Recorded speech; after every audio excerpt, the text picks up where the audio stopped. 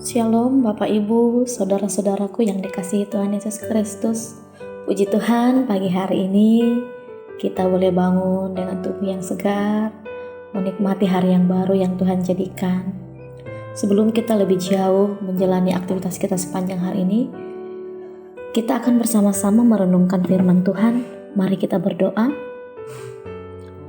Kasih karunia dan damai sejahtera dari Allah Bapa yang melampaui segala akal dan pikiran, itulah yang memberkati dan memelihara hati kita di dalam membaca dan merenungkan firman Tuhan. Amin.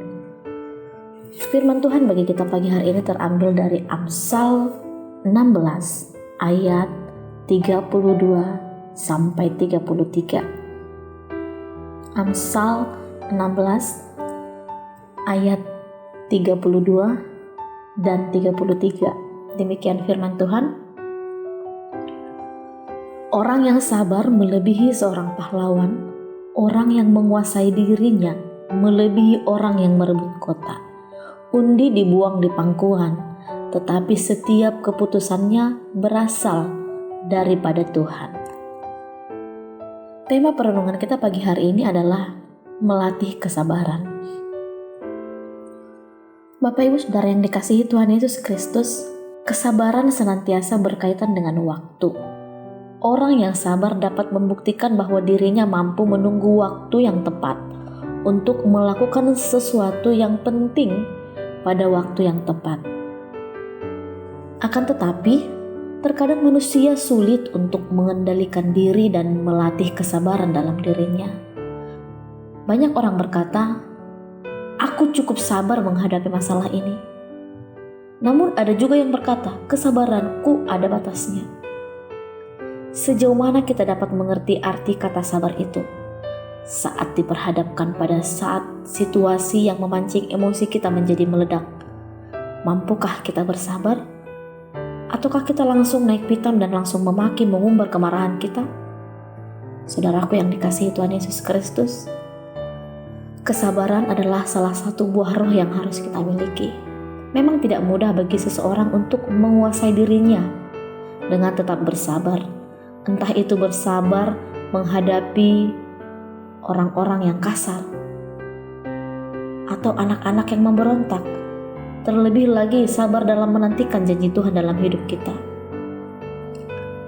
Nabi Habakuk dalam penantiannya berkata, "Sebab penglihatan itu masih menanti saatnya. Tetapi ia bersegera menuju kesudahannya dengan tidak menipu. Apabila berlambat-lambat, nantikanlah itu.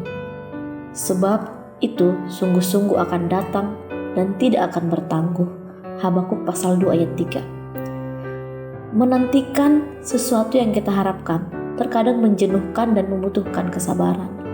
Oleh sebab itu, kita perlu melatih diri bagaimana menjadi orang yang sabar di segala situasi.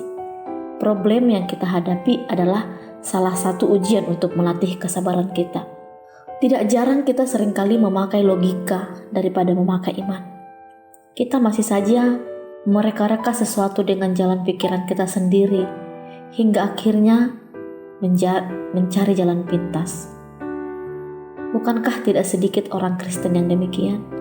Tidak sabar menunggu pertolongan dari Tuhan, kita pun lari mencari pertolongan lain. Padahal Alkitab menegaskan, apa yang tidak pernah dilihat mata dan tidak pernah didengar oleh telinga dan yang tidak pernah timbul di dalam hati manusia, semua yang disediakan Tuhan untuk mereka yang mengasihi Dia. 1 Korintus 2 ayat 9. Tuhan itu sanggup untuk melakukan segala sesuatu di luar apa yang kita pikirkan.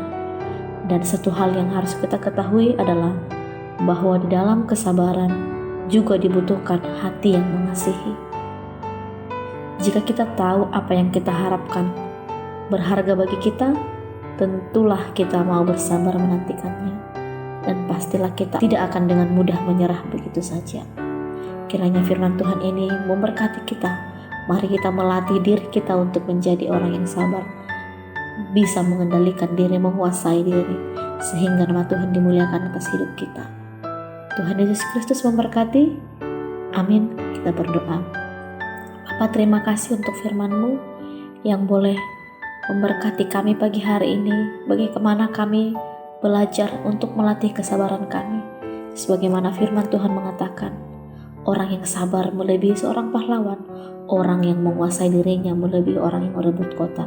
Dan kami rindu Tuhan, ajar kami untuk menjadi orang yang bisa menguasai diri dan menjaga kesabaran kami. Tolong kami ya Bapa melakukan firman-Mu.